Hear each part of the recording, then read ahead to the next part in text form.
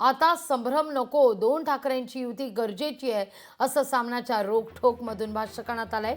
ठाकरे बंधूंच्या युतीवर सामनाच्या रोखठोकमधून हे विधान केलं गेलंय। फडणवीस आणि शिंदेंसोबतच्या भेटीवर राज ठाकरे संभ्रम दूर करतील असं देखील सामनात म्हटलंय।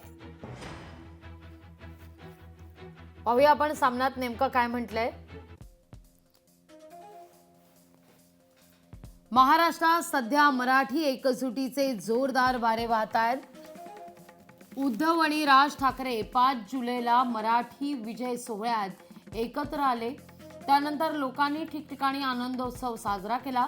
मराठीवरील अन्याय सहन करणार नाही आणि त्यासाठी एकजुटीनं लढण्याचा आत्मविश्वास मराठी लोकात निर्माण झालाय। दोन ठाकरे एकत्र आल्यामुळे हा आत्मविश्वास निर्माण झाला हे खरं, पण त्यामुळे महाराष्ट्राचे आणि मराठी माणसाचे सर्व प्रश्न लगेचच मार्गी लागले असं होत नाही। युती होणं गरजेचं आहे, तरच महाराष्ट्राला नवी दिशा मिळेल असं रोखठोकमध्ये म्हटलंय।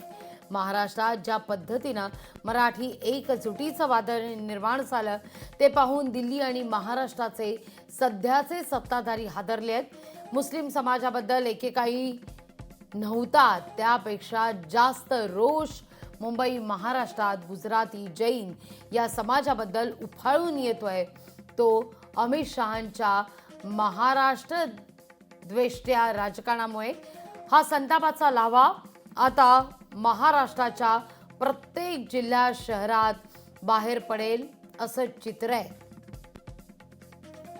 शिंदे फडणवीस हे राज ठाकरे यांच्या निवासस्थानी चहापानासाठी जातात। राज ठाकरे त्यांचं स्वागत करतात। फडणवीस हे राज ठाकरे यांना भेटून राजकीय हवा गरम करतात।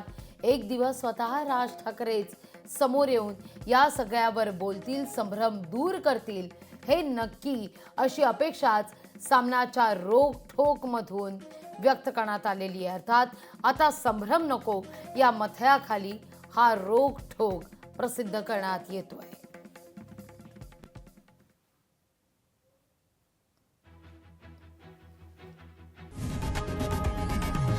लोकशाही मराठी ऐका, पहा, जागरूक रहा।